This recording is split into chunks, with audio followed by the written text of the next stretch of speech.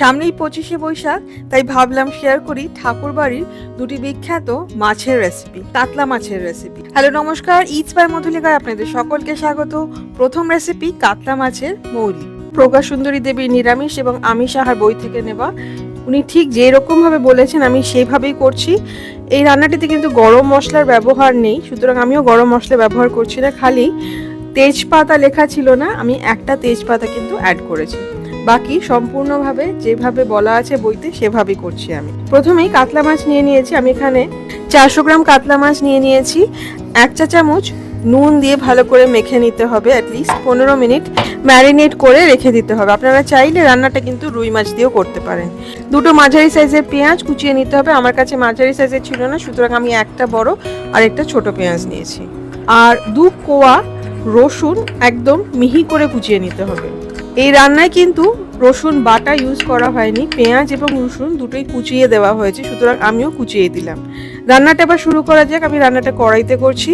প্রথমে কড়াইতে 1/4 কাপ সাদা তেল মানে রিফাইন্ড অয়েল, আমি এখানে রাইস ব্র্যান অয়েল ইউজ করেছি, গরম করে নিয়ে মাছগুলোকে লাল লাল করে ভেজে নেব। খুব লাল হবে না, মাঝারি লাল করে ভেজে নেব। মাছে কিন্তু হলুদ দেওয়া হয় না, এই রান্নাটি কিন্তু দেখতে সাদা সাদাই হবে। 2 পিঠ ঠিক এরকম গোল্ডেন ব্রাউন ভাজা হয়ে গেলে তুলে নিচ্ছি।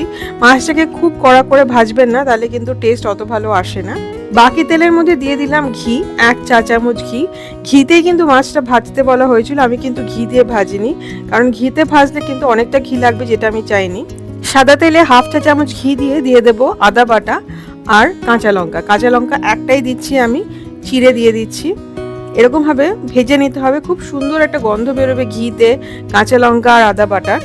তারপরে দিয়ে দিতে হবে পেঁয়াজ কুচি আর রসুন কুচিটা। পেঁয়াজ আর রসুন কুচিটা দিয়ে খুব ভালো করে ভাজতে হবে, কিন্তু ভাজাটা কিন্তু লাল হবে না, সাদা সাদা মতোই থাকবে। রান্নাটা যেটা আমি বললাম সাদা থাকবে, সুতরাং খেয়াল রাখতে হবে যাতে পেঁয়াজটা লালচে না হয়ে যায়। স্বাদ মতো নুন দিয়ে দিলাম যাতে পেঁয়াজটা তাড়াতাড়ি ভাজা হয়ে যায়। ভালো করে নেড়ে মিশিয়ে ভাজতে হবে মাঝারি আঁচে। পেঁয়াজটা ভাজা হচ্ছে, এর মধ্যে বলে রাখি আমার প্রত্যেকটা রান্নার নিচে মোড়ে ক্লিক করলে ডেসক্রিপশন বক্সে যাওয়া যায়, সেখানে সেই রান্না যা যা উপকরণ সেইগুলি এবং আরও কিছু রান্নার লিঙ্ক শেয়ার করা থাকে। সেই লিঙ্কগুলো ক্লিক করলে সেই রান্নাগুলো দেখা যায়। যদি রান্নাগুলো ভালো লাগে অবশ্যই ট্রাই করবেন এবং আমাকে কমেন্ট করে অবশ্যই জানাবেন যে কেমন লাগে। পেঁয়াজ এবং রসুনটা ভেজে কিন্তু ট্রান্সলুসেন্ট হয়ে গেছে। এইবারে দিয়ে দেব 1/4 কাপ জল, দিয়ে ভালো করে মশলাটা কষিয়ে নেব। এতে পেঁয়াজটা একটুখানি নরম হয়ে যাবে, পেঁয়াজ আর রসুনটা একটুখানি নরম হয়ে যাবে। মশলাটা যতক্ষণে কষানো হচ্ছে ততক্ষণে আমি নারকেলের দুধটা বানিয়ে নিই। আমি এখানে নারকেলের দুধের গুঁড়ো নিয়ে নিয়েছি, তার মধ্যে একটু গরম জল দিয়ে নারকেলের দুধটা বানিয়ে নিচ্ছি। যদি ফ্রেশ নারকেলের দুধ বানিয়ে নেন তাহলে তো ভীষণ ভালো হয়। ফ্রেশ নারকেলের দুধ কিভাবে বানানো হয় সেটা কিন্তু আমি আগেও শেয়ার করেছি। ফিরে আসা যাক রান্নাটায়। মশলাটা কিন্তু কষানো হয়ে গেছে, মশলা কষে গিয়ে তেল বেরিয়ে এসেছে এবং একটা খুব সুন্দর গন্ধ বেরোচ্ছে। এই সময় আমি একটা বড় তেজপাতা কেটে দিয়ে দিচ্ছি। তেজপাতাটা আপনারা চাইলে কিন্তু আগেও দিতে পারেন। তেজপাতাটা দিয়ে মশলাটা আরেকবার একটুখানি কষিয়ে নেব, কিন্তু খেয়াল রাখবেন যাতে পেঁয়াজটা লাল লাল না হয়ে যায়। মশলাটা যখন এরকম ভাবে কষানো হয়ে গেছে, তেল বেরিয়ে এসেছে, দিয়ে দেবো নারকেলের দুধটা। বাটিটা ধুয়ে আরো 1/2 কাপ জল দিয়ে দেবো। যদি আপনারা ফ্রেশ নারকেলের দুধ ইউজ করেন সেক্ষেত্রে কিন্তু 1 কাপ ঘন নারকেলের দুধ আর 1/2 কাপ পাতলা দুধ ইউজ করবেন। গ্রেভি যতটা রাখতে চান সেই মতো ভালো করে মিশিয়ে নিয়ে এইবারে দিয়ে দেবো একটা অদ্ভুত জিনিস, সেটা হচ্ছে ভিনেগার। 1 টেবিল চামচ ভিনেগার, সিরকা লেখা আছে, সিরকা মানে ভিনেগার। 1 টেবিল চামচ ভিনেগার দিয়ে ভালো করে মিশিয়ে নিতে হবে। এটাতে কিন্তু রান্নার গন্ধ এবং টেস্টটা অনেকটা পাল্টে যাবে। ভালো করে মিশিয়ে নিয়ে যখন গ্রেভিটা ফুটতে শুরু করবে দিয়ে দেবো মাছগুলো। মাছগুলো দিয়ে একটুখানি নেড়ে চেড়ে দিয়ে দেবো চিনি স্বাদ মতো। এই রান্নাটা কিন্তু একটু মিষ্টি মিষ্টি হয়। 1.5 চা চামচ চিনি দেব। চিনি দিয়ে মাছগুলোকে উল্টে দেব যাতে চিনিটাও মিশে যায়।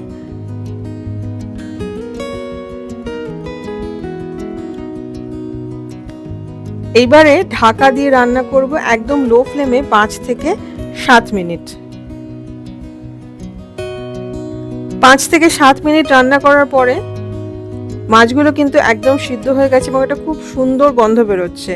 দিয়ে দেবো কাঁচা পাকা লঙ্কা এই রান্নায় কিন্তু শুকনো লঙ্কার ব্যবহার নেই, সুতরাং আপনারা যদি ঝাল বেশি খেতে চান তাহলে কাঁচা পাকা লঙ্কাটা দিয়ে তারপরে কিন্তু মাছটা সিদ্ধ করতে পারেন। ঢাকা দিয়ে সিদ্ধ করার আগেই কাঁচা পাকা লঙ্কাটা দিয়ে দিতে পারেন। তৈরি হয়ে গেল কাতলা মাছের মৌলি। এটি ভাতের সাথে বা পোলাওয়ের সাথে ভীষণ ভালো লাগে। খুব কম উপকরণে খুব সুন্দর একটি রান্না, আপনারা অবশ্যই ট্রাই করবেন ঠিক এইভাবে এবং আমাকে কমেন্ট করে জানাবেন যে আপনাদের কেমন লাগলো। রেসিপিটা যদি ভালো লাগে অবশ্যই শেয়ার করবেন। আমার দ্বিতীয় রেসিপি আরেকটা কাতলা মাছের রেসিপি, ঠাকুরবাড়ির কাতলা মাছের ফ্রাই। ভেটকি মাছের ফিশ ফ্রাই আমরা সকলেই খেয়েছি, আমাদের সকলেরই খুব পছন্দ। আজকে আমি বানাচ্ছি কাতলা মাছের ফিশ ফ্রাই। ডিমে চুবিয়ে নয়, বিস্কিটের গুঁড়ো লাগিয়ে নয়, একটু অন্যভাবে। বিস্কিটের গুঁড়ো ইউজ করব না, ময়দা ইউজ করব না, ইউজ করব ডালের গুঁড়ো, মুসুর ডালের গুঁড়ো। চলুন রান্নাটা শুরু করা যাক। মুসুর ডাল প্রথমে আমি নিয়ে নিয়েছি 1 কাপ। ভালো করে ধুয়ে নিতে হবে, খুব ভালো করে কচলে তারপরে বারবার জল পাল্টে ধুতে হবে যতক্ষণ না একদম পরিষ্কার জল বেরোচ্ছে। একটা ছাঁকনির মধ্যে রেখে পুরো জলটা বের করে দিতে হবে। তারপরে পাখার হাওয়ায় শুকিয়ে নিতে হবে, রোদেও শুকিয়ে নিতে পারেন। কাগজের মধ্যে ডালটা ছড়িয়ে পাখার নিচে 4-5 ঘন্টা রেখে দিলে কিন্তু একদম শুকিয়ে যাবে। ডালটাকে গুঁড়ো করে নিতে হবে, মিহি গুঁড়ো নয়, একটু দানা দানা গুঁড়ো করে নিতে হবে। এবারে মাছটা ম্যারিনেট করে নেওয়া যাক। আমি এখানে 500 গ্রাম কাতলা মাছ নিয়ে নিয়েছি, বেশিরভাগই পেটি আর একটা গাদার টুকরো।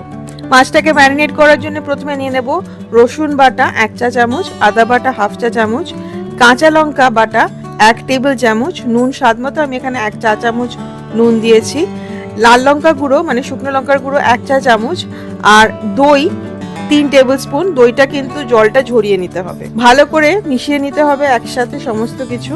রান্নার সমস্ত উপকরণের লিস্ট রান্নার নিচে ডেসক্রিপশন বক্সে শেয়ার করা থাকে, আর শেয়ার করা থাকে বেশ কিছু ভালো ভালো রেসিপির লিঙ্কে ক্লিক করলে রেসিপিগুলো দেখা যায়। দেখে ভালো লাগলে অবশ্যই ট্রাই করবেন, পছন্দ হলে লাইক ও শেয়ার করবেন। মাছগুলোকে এবারে মশলার সাথে খুব ভালো করে মেখে নিতে হবে। মাছটাকে ম্যারিনেট করে নিতে হবে মিনিমাম 1/2 আওয়ার আর ম্যাক্সিমাম 2 ঘন্টা। আমার হাতে বেশি সময় ছিল না, সুতরাং আমি 1/2 আওয়ার ম্যারিনেট করেছি। এরপরে মাছের মধ্যে মিশিয়ে দিতে হবে কাঁচা লঙ্কা। কাঁচা লঙ্কাটা আপনারা যতটা ইচ্ছে ততটা দিতে পারেন, আমি এখানে 2 টেবিল চামচ দিয়েছি। ভালো করে মিশিয়ে এইবারে মাছটাকে ডালের গুঁড়োর মধ্যে কোট করে নিতে হবে। ডালের গুঁড়োটা কিন্তু খুব বেশি মিহিও হবে না, আবার খুব দানা দানাও থাকবে না, মাঝারি ঠিক এইরকম থাকবে, কিছুটা দানা দানা কিছুটা মিহি, তাতে কিন্তু টেস্টটা খুব ভালো আসবে। চেপে চেপে মাছের গায়ে মুসুর ডালে গুঁড়োটা লাগিয়ে দিতে হবে। এখানে ডিমের কিন্তু কোনো দরকার নেই, দইটা যে দেওয়া হয়েছে এবং বাকি যে মশলা আছে সেটাই কিন্তু মুসুর ডালে গুঁড়োটাকে ভালো মতো ধরে নেবে। খালি চেপে চেপে গায়ের মধ্যে লাগিয়ে নিতে হবে যাতে ভাজার সময় খুলে না যায়। প্রত্যেকটা মাছের গায়ে মুসুর ডালে গুঁড়ো লাগিয়ে 8 ঘন্টা মতো ফ্রিজে রেখে দিতে হবে। চাইলে আগের দিন বানিয়ে বক্সে করে ফ্রিজে রেখে দিলে পরের দিনও ভেজে খেতে পারেন। এইবারে ভাজতে হবে, সর্ষের তেলে ভাজতে হবে মাছটাকে। কড়াইয়ে তেলটা খুব ভালো করে গরম করে নিতে হবে, তারপরে আঁচটা কমিয়ে দিয়ে মাছগুলোকে দিতে হবে। প্রথমে যখন মাছটা দেওয়া হচ্ছে তখন মিডিয়াম ফ্লেমে ভাজবেন।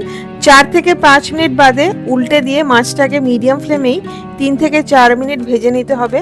তারপরে আঁচটাকে লো থেকে মিডিয়াম ফ্লেম করে 3 থেকে 4 মিনিট বাদে বাদে মাছটাকে উল্টে উল্টে ভাজতে হবে যতক্ষণ না একদম গোল্ডেন ব্রাউন লালচে লালচে কালার চলে আসে। এতে মাছটা ভিতরে সেদ্ধও হবে আর বাইরেটা ক্রিস্পিও হয়ে যাবে। যদি বেশি আঁচে ভাজেন তাহলে কিন্তু মাছের ভেতরটা সিদ্ধ হতে চাইবে না, চাইলে কিন্তু ঢাকা দিয়েও ভাজতে পারেন। তৈরি হয়ে গেল অন্য স্বাদের কাতলা মাছের ফিশ ফ্রাই। এটা অবশ্যই বানাবেন। গরম ভাতে ঘি, কাঁচা লঙ্কা আর এই মাছ ভাজা দিয়ে সার্ভ করতে পারেন, সাথে সার্ভ করতে পারেন মাছের মাথা দিয়ে ডাল, যেরকম আমি আজকে সার্ভ করেছি। আবার শুধু মাছ ভাজা স্যালাডের সাথেও খেতে ভীষণ ভালো লাগে। রেসিপিটা অবশ্যই ট্রাই করবেন এবং আমাকে কমেন্ট করে জানাবেন যে আপনাদের কেমন লাগলো। ভালো লাগলে অবশ্যই লাইক ও শেয়ার করবেন। ইটস বাই মধুলিকা অবশ্যই সাবস্ক্রাইব করবেন। সাবস্ক্রাইব করার সময় বেল আইকনটি প্রেস করলে আমি যখনই কোনো রেসিপি পোস্ট করব প্রথম নোটিফিকেশন আপনার কাছেই যাবে। খুব ভালো থাকবেন। Happy cooking. Thank you.